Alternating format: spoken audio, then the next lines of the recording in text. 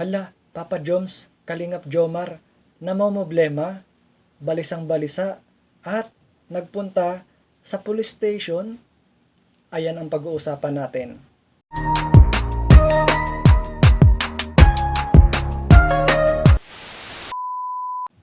Hello guys, welcome back to my YouTube channel. Panibagong araw at panibagong reaction commentary video na naman ang ating gagawin.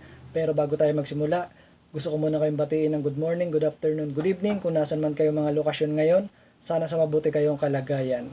At may love shoutout kay Kuya Bal, Ate Edna, Kalingap Rab. Suportahan natin sila guys sa kanilang mabubuting gawain pagtulong sa ating mga kababayan na nangangailangan. At may love shoutout din kay Presbyrador, Sergio Bilito, Teacher N, Direk Noelsa. Suportahan natin guys ang mga Kalingap Reactor. At may love shoutout sa mga Kalingap Angels natin dyan. Shoutout nga pala sa mga ka-Jomcar, ka-Edsy, ka-Joy Natix, kami Chris. Suportahan natin guys ang mga Kalingap Angels. So ayan nga guys, napanood ko sa vlog ni Kuya Neil at si Kalingap Jomar ay namomroblema at balisang balisa at nagpunta pa sa police station. So bakit nga ba siya nagpunta? Pero narito ang video guys, panoorin muna natin. Shoutout nga pala kay Kuya Neil. Ayan, credit kay Kuya Neil. So suportahan natin guys si Kuya Neil. So panoorin natin guys bago tayo gumawa ng reaction video.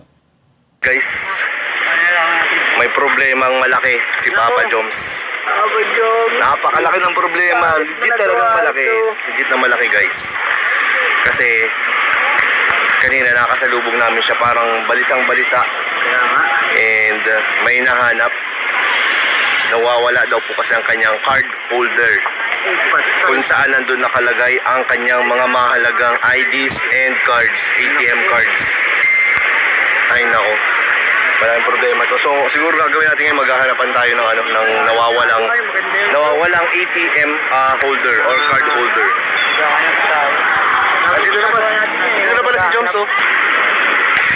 Kasi minsan pag may nakapulot, tino-turn over dun sa mga pulis. Ay, sir? Tanong ka na lang din. Okay, sige po. Importante pa naman yun. Pambira. IDs? Mapapagalitan ka ni Ago mo. Importante yun guys sa mga makakita po, sa mga supporters po ni Kalingap Jomar dito sa Daet. Bro, may pabuya din. Ha? Sa inyo na yun. 2 milyon? 2 milyon. Bira, ibig sabihin, mas malaki pa naman nun. Ano lang ako sa Los Angeles, ay sa ano? Ano lang ako ang tawag yan? Yung mapa, affidavit of loss na lang ako. Mura-mura pa. Bago na lang. Maghahanap. Maikot lang po. Ayan po. Maghahanap po si Papa Joms ng nawawalang card holder. Nandun sa kanyang yung belt bag. Nasa belt bag niya nakalagay. Eh, pag nag-jogging na siya, napansin niya, nakabukas yung belt bag niya. So, pwedeng nahulog. Ayun na po si Joms, oh. Wala talaga, hindi talaga mahanap.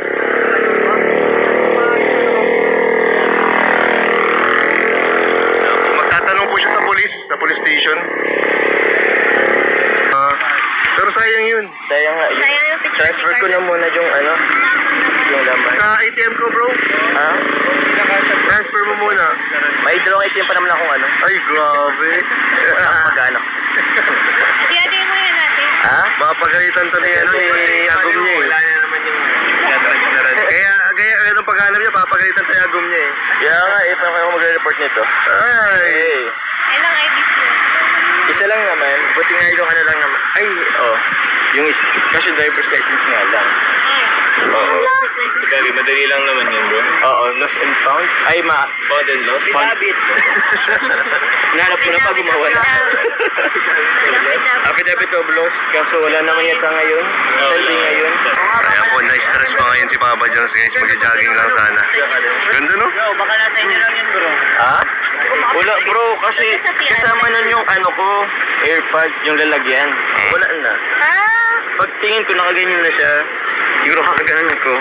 Baka may naghila habang nasa likod. Nahulog yun. Nahulog yun? Siguro kakagan ko, bumubukas siya. Kaya wala natin ang Fury. Juris. Gumagano siya hanggang sa bukas. Hindi siya nahulog. Ang galing. Grabe, Rick. Seryoso ang problema ko. Kala ko nag-joke ka na, kwento mo eh.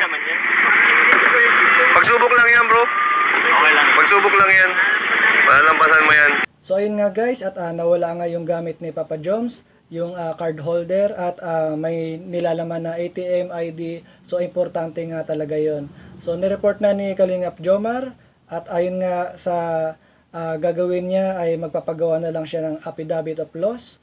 At pero importante pa rin yan guys, yung nawalang gamit ni Kalingap Jomar. Kaya sana sa mga supporters na makakita ng nawawalang gamit ni Kalingap Jomar, ipagbigay, alam nyo na lang, sa barangay or sa police station para makontak si Kalingap Jomar, kasi importante pa rin yun, lalo na kung may ATM at ID. Pero ayon nga kay Kalingap Jomar ay meron pa naman daw siyang backup na ATM. So kung may nilalaman po yun yung ATM na nawala, ililipat na lang daw niya. So parang madali na lang rin naman yung mga transaction ngayon sa mga ganyan pong nawawalang ATM.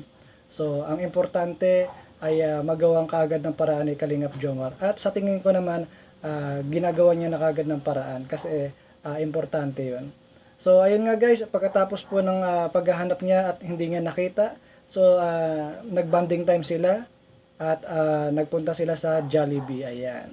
So dun muna naglabas ng stress si Kalingap Jomar at nagbanding time na lang muna sila. Pero ayun nga, alam naman ni Kalingap Jomar yung gagawin niya sa gamit niyang nawala.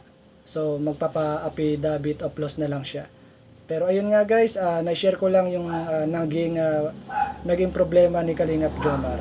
So ayun lang guys ang aking reaction video for today, at magkita-kita ulit tayo sa next video.